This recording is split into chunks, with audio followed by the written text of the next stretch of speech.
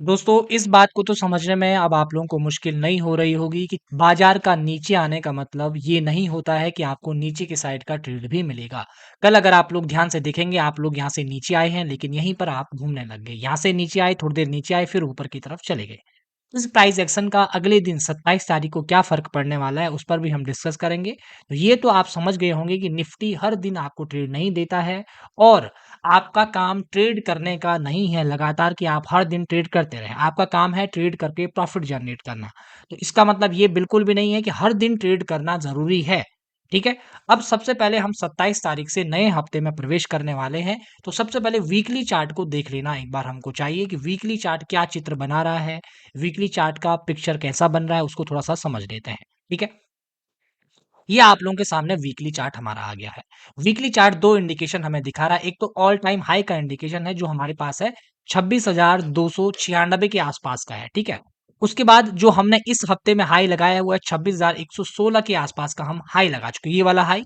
और ये जो ऑल टाइम हाई है ये है 26,296 के आसपास का है। ये 116 का हम हाई लगाकर आ चुके हैं, 26,000 का। और उसके बाद वहाँ से नीचे आने के बाद हम यहाँ पर क्या कर रहे हैं, एक नेगेटिव कैंडल दिखा रहे हैं। इस कैंडल की जो चित्र बना हुआ कैसा बना होगा कि सबसे पहले लोग यहाँ पर हमारी कैंडल ओपन होती है, पहले बाजार नीचे आता है, उसके बाद ऊपर जाता है, ऊपर से फिर नीचे धकेला जाता है और यहाँ पर हमारी कैंडल क्या हो जाती है, क्लोज हो जाती है। इसलिए ये कैंडल आपको ऐसी दिख रही है। क्या ये पूरी तरह से नेगेटिव है, अगले हफ्ते में एक्टिवेट हो जाएगी? एक्टिवेट होने के लिए इसको इसके नीचे क्लोज करना पड़ेगा, तब ये एक्टिवेट मानी जाएगी। लेकिन एक्टिवेट कैंडल का मतलब ये तो होगा नहीं कि यहाँ से हम सीधा नीचे गिर जाएं। इसको भी ये देखना पड़ेगा कि भाई इस जगह पर हम सपोर्ट ले सकते हैं, इस जगह पर हम सपोर्ट ले सकते हैं, इस जगह से सपोर्ट लेते हुए हमारा ये सपोर्ट ज़ोन जो बना हुआ है, यहाँ पर हम सपोर्ट लेकर फिर से वापस की तरफ जा सकते हैं। ऐसी पॉसिबिलिटी का हम अनुमान क्यों लगा रहे हैं? क्योंकि हम लगातार एक पॉजिटिव हाई बनाते हुए चल रहे हैं। पॉजिटिव हाई हमारा लगातार बनते जा रहा है। ये ऑल टाइम हाई के आसपास हम हैं, तो ये अभी काफ़ी दूर है। लेकिन अभी इसका जो असर है वो हम डेली चार्ट पर ज़्यादा अच्छे तरीके से समझ पाएँगे कि डेली चार्ट क्या चित्र हमारे पास बनाता हुआ दिख रहा है, ठीक है? तो डेली चार्ट हमारा ये आ गया है। अब डेली चार्ट को ज़रा आप लोग ध्यान से देखिएगा कि डेली चार्ट क्या चित्र हमारा बना रहा है। डेली चार्ट जब हम लोग यहाँ से नीचे आए तो यहाँ पर से हम बाउंस बैक करते हुए पॉजिटिव प्राइस एक्शन बनाते हुए ऊपर की तरफ कंसोलिडेट करने के बाद ऊपर गए। अभी हम यहाँ पर जाने के बाद यहाँ नीचे आ रहे हैं, ठीक है? इस नीचे आने में ये गैप अप वाला जो हाई है, यानी कि हम सीधा गैप अप खोले थे उसके बाद नीचे गिरे थे। उसके बाद हम अभी यहाँ पर ट्रेड कर रहे हैं। इस ट्रेड करने का मतलब क्या है? इस ट्रेड करने का मतलब नीचे गिरना है, यहाँ पर होल्ड हो सकता है, क्या कंडीशन बन सकती है उस पर मैं आप लोगों को कुछ चीज़ें बताऊँगा। लेकिन आप थोड़ा-सा मोटा-माटी चित्र को देखिए, जब हम इसको ब्रेक करके पहले गए थे तो ये हमारे लिए पहले रेजिस्टेंस था, अब ये हमारे लिए एक सपोर्ट का काम भी करेगा।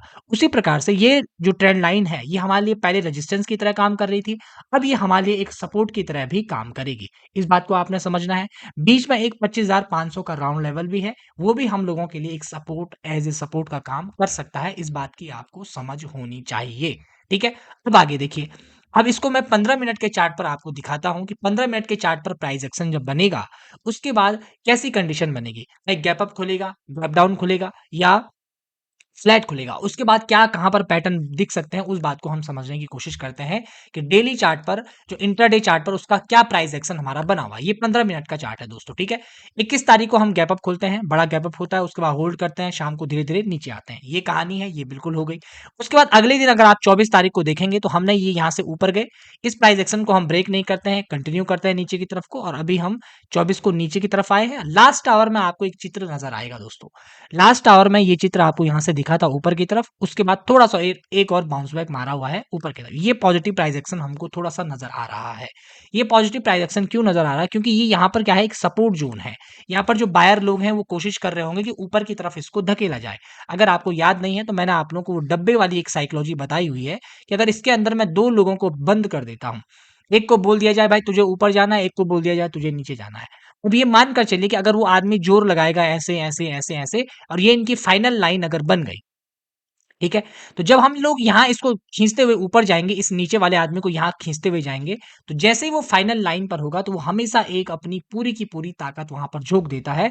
तो वही ताकत उसको नीचे धकेलती है और सेम लाइक कंडीशन नीचे की तरफ भी बनती है। अगर हम इस ऊपर वाले आदमी को खींचते हुए नीचे की तरफ लेकर आएँगे, तो ये भी कहेगा कि भाई चलो एक बार एक फाइनल जोर लगा दिया जाए, जिसको हम फाइनल कॉल कहते हैं और उसके बाद यहाँ पर बड़ी कैंडल बनने की कोशिश होती है। ये कहानी तो हमको समझ में आ गई, लेकिन कल क्या हो सकता है? पॉसिबिलिटी है ओपनिंग कहाँ पर हमारी होती है।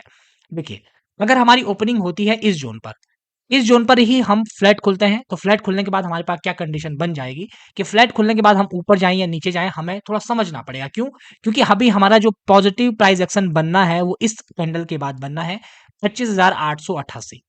25,888 के ऊपर ही हमारा पॉज़िटिव प्राइस एक्शन बनेगा। क्योंकि जब ये हाई ब्रेक होगा ना, तभी तो ये complete positive price action break होते हुए एक चलेगा कि भाई ये हाई ब्रेक हो गया, अब पॉज़िटिव प्राइस एक्शन बन सकता है। छोटे स्तर पर ज़रूर बन रहा है, लेकिन इससे अभी हमने ये हाई ब्रेक नहीं किया। लेकिन ध्यान रखिएगा, इस प्राइस एक्शन को बचने के लिए भी एक शर्त होगी कि ये इसका लो ब्रेक ना करे और यहाँ से हम ऊपर की तरफ ही जोर लगाएँ, नीचे की तरफ को ना जोर लगाएँ। क्योंकि नीचे अभी हमारे पास क्या ज़ोन है, नीचे का ज़ोन मैं आपको ज़ूम इन करके दिखा देता हूँ। ये ज़ोन आप लोग देख रहे हैं, इस जगह पर हमने काफ़ी ज़्यादा सपोर्ट लेने की कोशिश की है, तो ये हम लोगों के लिए एज़ ए सपोर्ट ज़ोन की तरह भी काम करने वाला है। इस बात को आपने नहीं भूलना है और इसी के थोड़ा-सा नीचे पर हमारा एक राउंड लेवल है, जो हमारे लिए दूसरा सपोर्ट का काम करने वाला है। अब यहाँ पर एक बात और देख लीजिए, मान लो हम इसी ज़ोन में खुल जाते हैं, नीचे गैप डाउन खुल जाते हैं, तो गैप डाउन खुलने के बाद होल्डिंग हमारी करनी पड़ेगी, होल्ड हमें करना पड़ेगा और अगर हम गैप अप खुल जाते हैं, तो 888 के जब ऊपर खुलेंगे हम, तो 888 के ऊपर कुछ कंडीशन बनेगी, तब हम धीरे-धीरे हो सकता है एक छोटा पॉजिटिव प्राइस एक्शन बने, तो हो सकता है हम कम क्वांटिटी में ऊपर की साइड को सोच सकते हैं कि 26,000 के आस-पास तक जाए और जहाँ तक मेरी समझ कह रही है कि हमें फर्स्ट कुछ 1-2 घंटे में वेट एंड वॉच के मोड में रहना पड़ेगा, देखना पड़ेगा चार्ट क्या प्राइस एक्शन बनाना चाह रहा है, उसके बाद हम कुछ सोच सकते हैं और आफ्टरनून का जो ट्रेड होगा वो उसके लिए मैं यूट्यूब लाइव पर आकर चीज़ें आप लोगों को समझाऊँगा कि आप लोगों को वहाँ पर क्या काम करना चाहिए। मैं उम्मीद कर रहा हूँ कि आप लोग इस वीडियो से सीख रहे होंगे। मैं कई बार बोलता हूँ कि ये वीडियो मैं ट्रेड करने के लिए आपको नहीं बना रहा हूँ, कि अगर मैंने बोला और आपने ट्रेड कर दिया तो आपने सीखा क्या फिर? कुछ भी नहीं सीखा, जो मैंने बोला आपने वो किया। आपको अपना दिमाग दौड़ाना है, तो आपको थोड़ा-सा एक्स्ट्रा मेहनत करनी पड़ेगी और मैं आपको बार-बार बोलता हूँ, ऐसी वीडियो बनती रहे, उसके लिए आपको मोटिवेशन के लिए बस एक अच्छा कमेंट करना चाहिए, ताकि हमको मोटिवेशन मिलता रहे और हम आपके लिए काम करते रहें। हमारे साथ वीडियो को देखने के लिए, सीखने-समझने के लिए आप सभी लोगों का बहुत-बहुत धन्यवाद।